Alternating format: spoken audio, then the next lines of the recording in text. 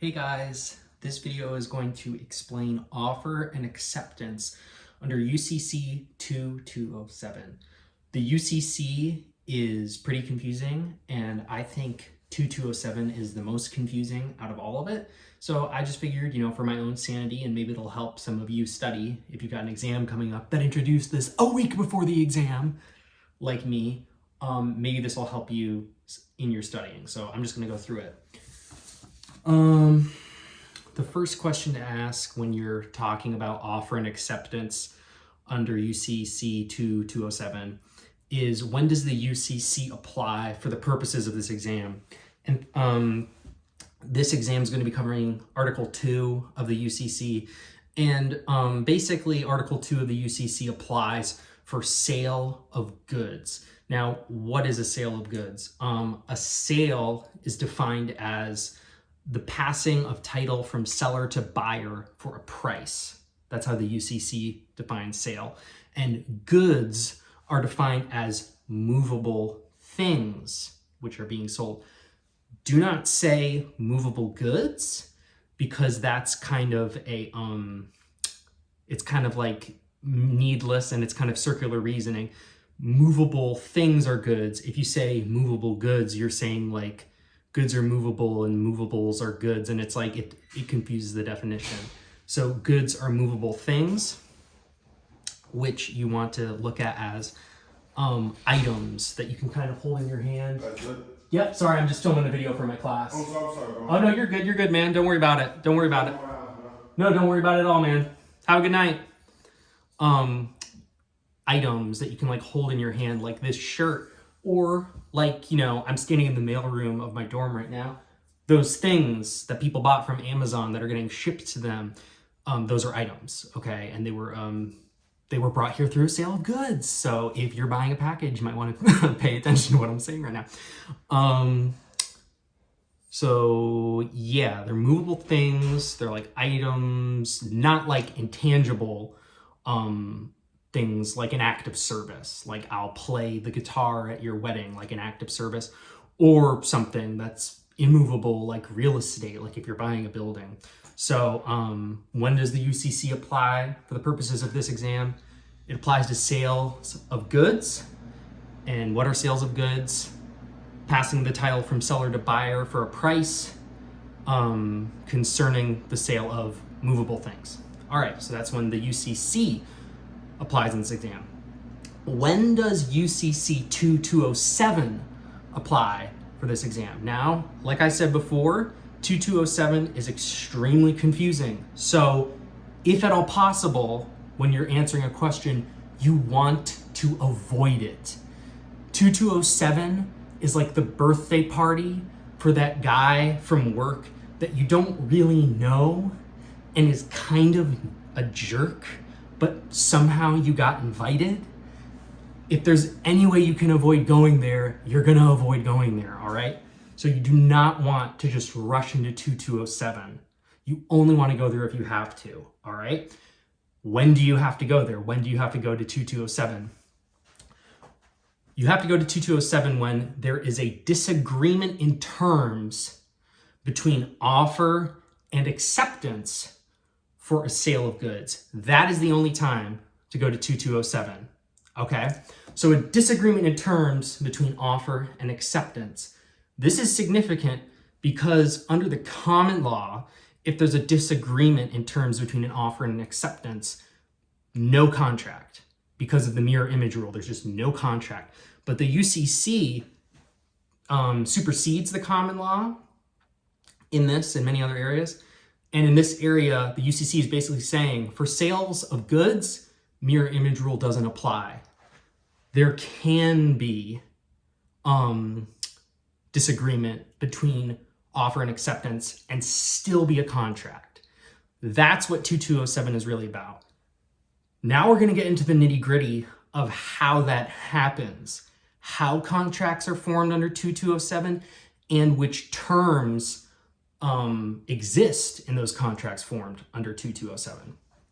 All right, so I would recommend breaking down 2207 into two big chunks as you're writing and making flashcards and thinking about this. you want to think about sections 1 and 2 as a unit, and then you want to think about section 3 as a unit. So 2 whole chunks. And you want to look at 1 and 2 first. And then if 1 and 2 don't work, then you go to 3. So let's talk about 2207 sections 1 and 2. I'm going to make a disclaimer before I start reading this. A lot of this language in these laws is very verbose and all over the place. So I've done my best to condense the language into ways that make sense to me and are easy to remember for me. But double check, anything I'm saying against the law and against your own intuition and anything you see in any of our professor's videos or anything a TA's told you, So I just don't want to steer you wrong. Everything when I'm talking about the law, I'm doing my best to synthesize it into ways that we're going to be able to remember on the exam. So I just wanted to throw that disclaimer in here.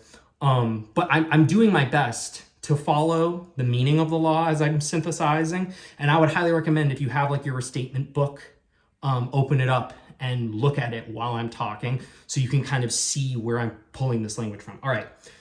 So 2207, sections 1 and 2, let's get into it. And this is, again, my language trying to explain it. A definite and seasonable expression of acceptance operates as acceptance even if it states terms different/additional to those offered. All right, so I'm going to pause right there. So basically, this is what I just said about how the mirror image rule doesn't apply here. A definite and seasonable expression of acceptance operates as an acceptance even if it states terms different/additional to those offered, even if the mirror image rule is broken, the old mirror image rule from the common law, even if there are different and additional terms. Okay, so a definite and seasonable expression of acceptance. What does definite and seasonable mean? Okay, well, definite means just a manifestation of willingness to commit to the offer. Seasonable means within the time agreed upon or within a reasonable time. So that should sound a little bit like common law, right? That the acceptance can be made within the power of acceptance, okay? Within a specified time, or if no time specified, a reasonable time, all right? So it sounds a lot like lapse, all right? So a definite and seasonable expression of acceptance operates as acceptance, even if it states terms additional/different to those offered, unless, and this is important, every time I say unless, while I'm talking about 2207, in your notes, I would recommend underlining every time the word unless is said, because it's very important and it's kind of the pivot point of this law, all right? Definite and seasonable expression of acceptance operates as acceptance, even if it states terms different/additional to those offered, unless acceptance is made expressly conditional on offers assent to different/additional terms. So, what does it mean to make something expressly conditional? What does that mean? Well, there are minority and majority precedents in the court system. The majority of courts say for a response to expressly condition acceptance on additional/different terms, the response, the communication, must explicitly invoke the necessity of offer's assent to the additional/different terms as a condition of acceptance. So let me just put that into English, sorry. As an example, for the majority of courts, that means that for an acceptance to expressly condition itself on the addition of, or on the offer's assent, on the offer's assent to different and additional terms, the acceptance would have to contain a sentence something like this. This acceptance is subject to offeror's acceptance of the additional terms and conditions. So it literally has to lay it out that explicitly in the majority of courts for it to fail this condition and for the acceptance to be expressly conditioned on the additional different terms. There literally has to be a sentence saying something like, this acceptance is subject to offeror's acceptance of the additional terms and conditions. So that's pretty clear. That's like laying it all out there, nothing left to the imagination. For a minority of courts, the rule is for a response to expressly condition acceptance on additional such different terms, the response need only say something like, I accept subject to, and then it lists the additional terms. This is a subtler and lower standard than the majority rule. And again, I want to reiterate because I use some language there very specific to the way I talk about it. Double check everything I'm saying against your textbook. But I think that could be helpful if you think about it that way. All right. So much for expressly conditional. All right. So I'm going to be repeating myself a lot. I'm sorry, but it's just because I really want to help you guys understand this. So I'm going to start back at the beginning of 2207 sections 1 and 2. A definite and seasonable expression of acceptance operates as acceptance even if it states terms different/additional to those offered, unless acceptance is made expressly conditional on offeror's assent to different/additional terms. All right, that sounds pretty good. We are almost done with section 1, but there's one more thing we have to talk about. Acceptance also cannot diverge significantly from a dickered term and offer. Now, what in the blue hell is a dickered term? When I read this in the textbook, I almost died laughing, and I almost was like packing my bags and leaving like school and just giving up, because dickered term, like, are you serious? That sounds like a joke in middle school, and I am stressed out, and this is all too complicated. So if you like me are just like, what, a dickered term? Let me just break it down for you. All right. Dickered terms are negotiated or non-standard terms. Okay. So negotiated terms, that basically just means like the two parties talked about it. They explicitly talked about it. And a standard term, when, companies are doing business, they'll often have like these form offers and acceptances, and there's language just standard to those form offer and acceptances. Okay. So a dickered term is anything that wasn't negotiated and isn't standard. I want to point something out though. A standard term can become a dickered term if the parties negotiate about it. So that's important. So negotiation is really what makes things dickered terms in my view. Okay. Offer and acceptance can't agree on dickered terms because this is like a central part of the deal. And I want to point something out. You can read the restatement and a UCC book, like our supplement book, till you're blue in the face, and you will never find, this dickered terms stuff. It is a rule courts have imposed or found or interpreted, whatever language you want to use, on this law. So this is something the courts say about this law. All right, so I think we're ready to just read through section 1 without any stops, and you should be able to kind of break it down if you want to. So section 1, a definite and seasonable expression of acceptance operates as acceptance even if it states terms different/additional to those offered, unless acceptance is made expressly conditional on offeror's assent to different/additional terms. Acceptance also cannot diverge significantly from a dickered term in offer. All right. Okay. We're good. Now,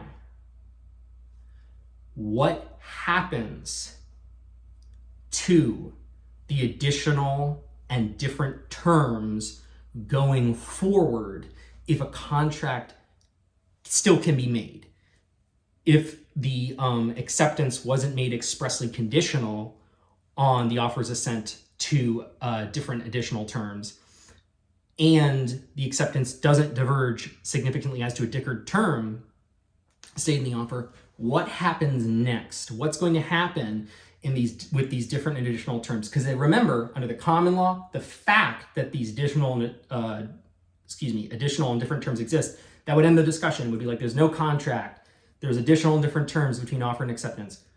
Okay, so what happens now? Because that's not what's going to happen. Now we move into section 2. Section 2. And I want to point something out. Let me read the first sentence of section 2, and then I want to point something out to you.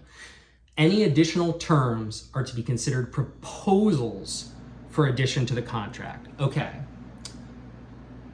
Where did the different terms go in that sentence?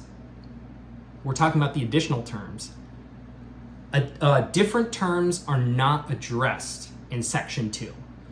Section 2 is all about what to do with additional terms. And I want you to keep that in mind because it's going to come up later.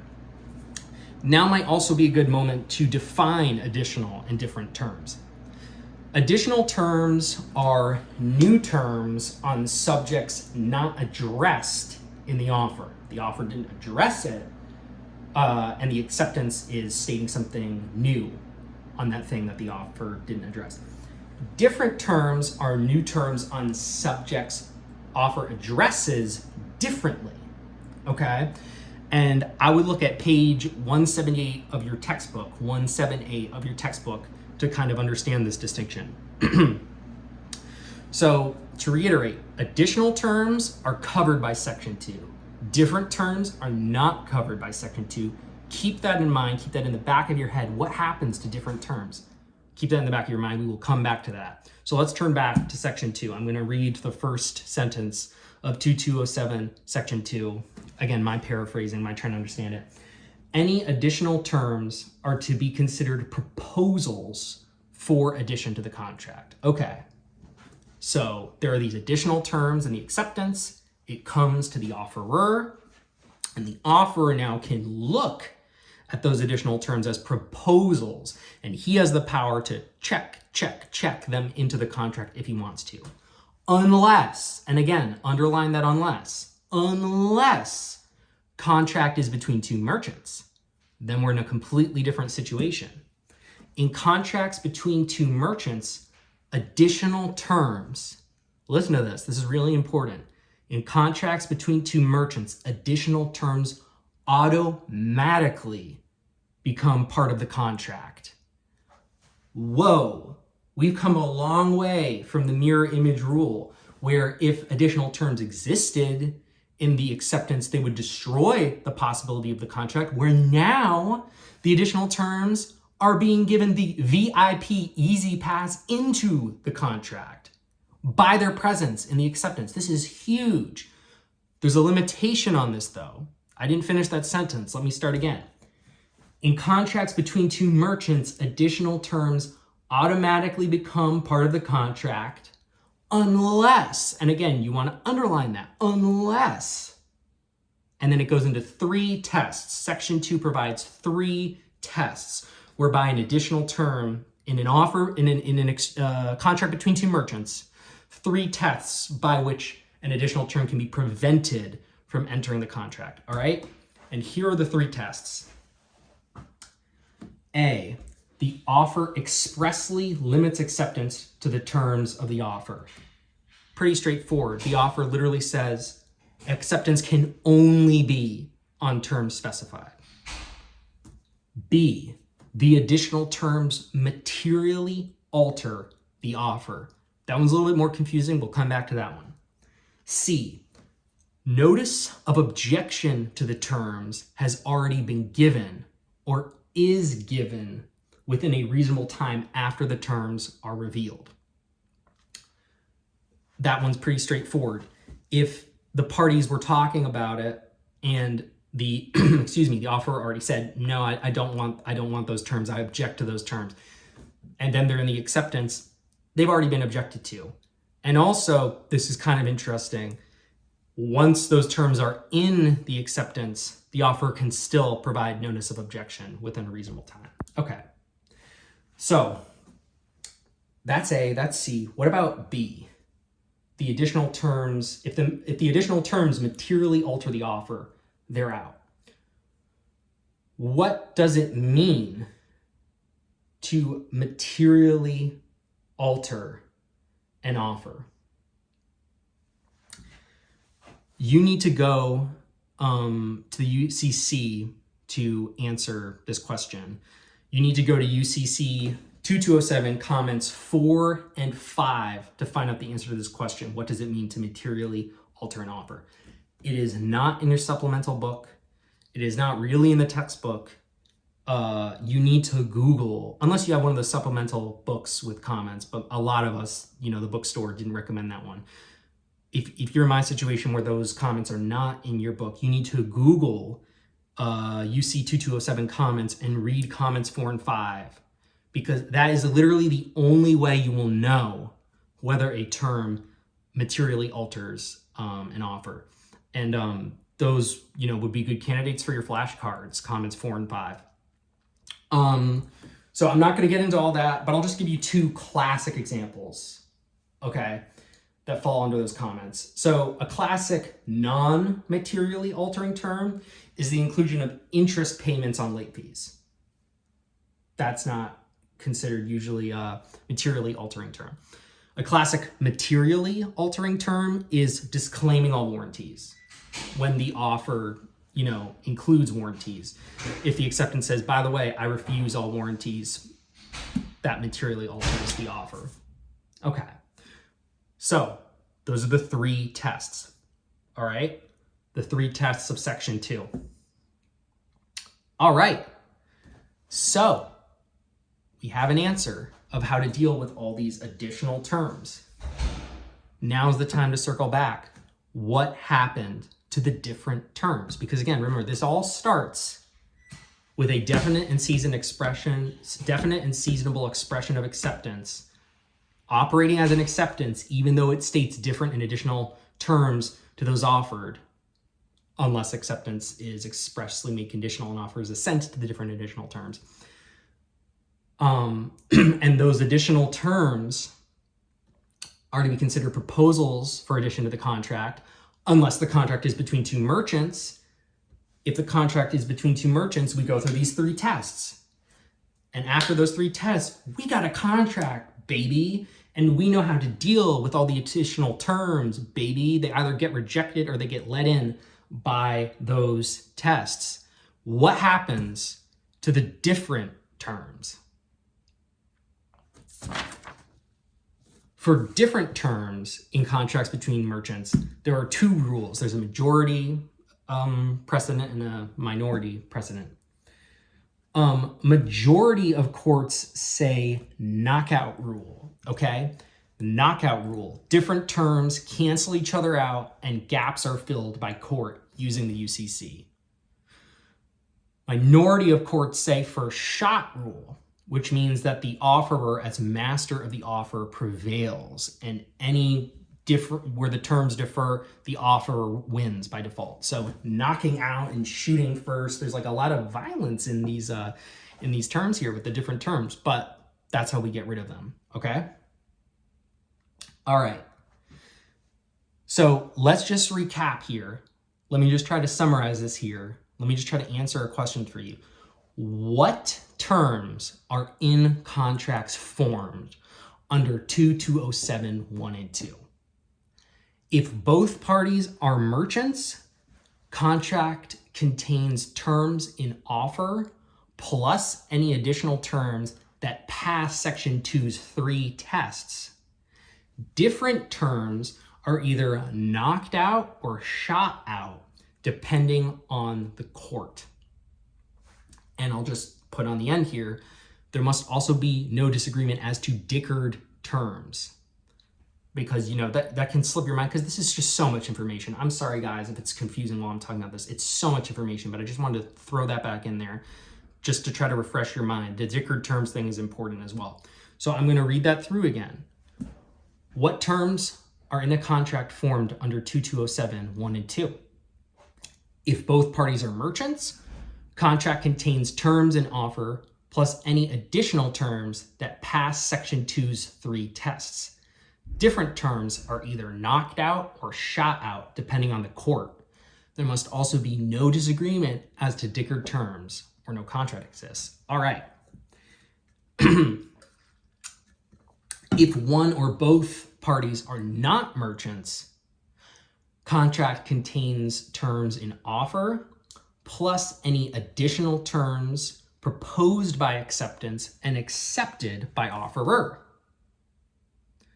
So when one or the other isn't a merchant, again, the additional terms are proposals that the offerer can accept or deny.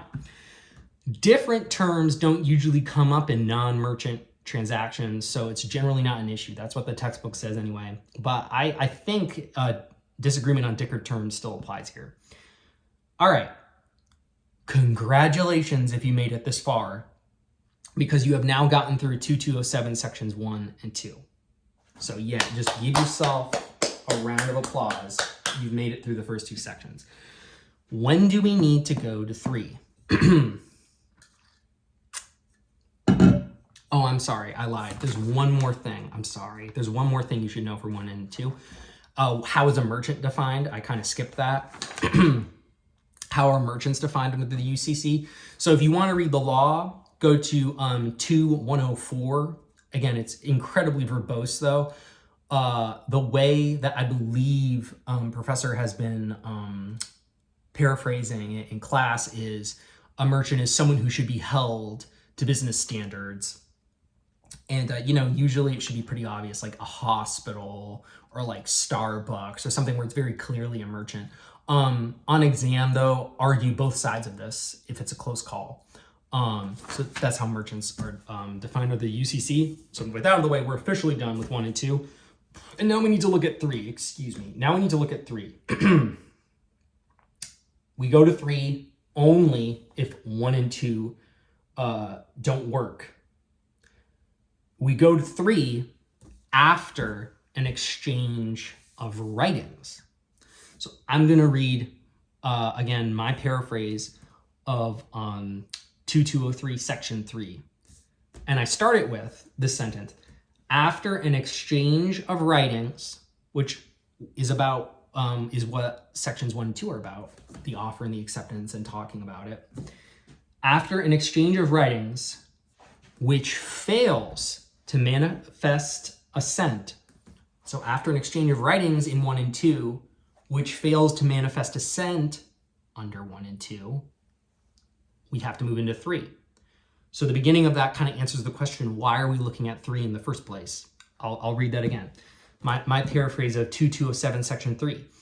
After an exchange of writings, which fails to manifest assent, a contract can still be created if conduct by both parties recognizes the existence of a contract.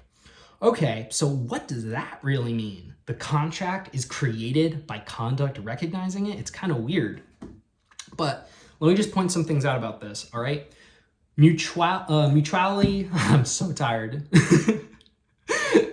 There has to be I'm sorry if I'm saying this wrong. There has to be mutuality of writings and actions on both sides. It's required for this section to work. Because notice, it's an exchange of writings, so both sides are sending writings. And it has to be conduct by both parties. Both parties are doing conduct. It's not enough if one party does conduct and the other party doesn't do anything. Let me read this again. After an exchange of writings, back and forth, which fails to manifest assent, a contract can still be created if conduct by both parties recognizes the existence of a contract. So how does that happen? How do parties exchange writings, fail to create a contract, and then by their conduct recognize the existence of a contract? It's kind of confusing, but usually the way this happens is a buyer and a seller exchange writings. They don't come to an agreement. They can't figure out a contract. But then for some reason, the seller just ships the goods anyway, and the buyer accepts the goods anyway. That's usually how section 3 comes up. Not the only way, but it's usually how section 3 comes up. And I do not know how people have like the guts to do this. Like maybe I'm not cut out for like high rolling business. Because dude, when I'm driving away from the gas pump, Like, I get paranoid and I get out of my car and I make sure my gas cap is still on. But somehow these people do these huge transactions, sending out goods and receiving goods without a contract even existing. I have no idea what type of guts that takes. It's beyond me. But anyway, that's how Section 3 usually comes up. So the next question is, in a contract formed under 2207 Section 3, what terms make it into the contract? So let me go on. I'm going to reread the beginning of my paraphrase, and I'm going to go into that question. 2207 Section 3. After an exchange of writings which fails to manifest assent, a contract can still be created if conduct by both parties recognizes the existence of a contract. In such cases, the terms of the contract are those on which parties agree. All other terms fall under the knockout rule. Excuse me. So, in a contract formed under 2207 Section 3, the contract contains the terms on which the parties agree in their exchange of writings, which failed to create a contract, but any terms in that mess where the parties agree, that makes it into the contract. All disagreements in terms, all those other terms, are knocked out and gap filled. And notice, as far as I can tell, there's no caveat as to dickered terms under Section 3, because the contract's made up of all the terms on which the parties agree, and everything else just gets knocked out and gap filled. All right? Whew, that is a lot, but you made it all the way through. You made it all the way through this video. The one thing I'd say is look at the blue box on page 179 of the textbook. In this video, again, I only focused on offer and acceptance under 2207 because I think that's what this exam is going to be about. But the textbook also discusses how written confirmations fall under this law as well. Because even after a contract is formed, parties can disagree about the contract in their confirmations. And like, don't panic. All of the rules you just learned about offers and acceptances also deal with the contract and the confirmation. But it's a little confusing. So I would, again, look at the blue box on page 179 of the textbook if you want to learn more about that. But I don't think it's going to come up on this exam, which is why I focused on offer and acceptance. So good luck on your midterms and stay frosty.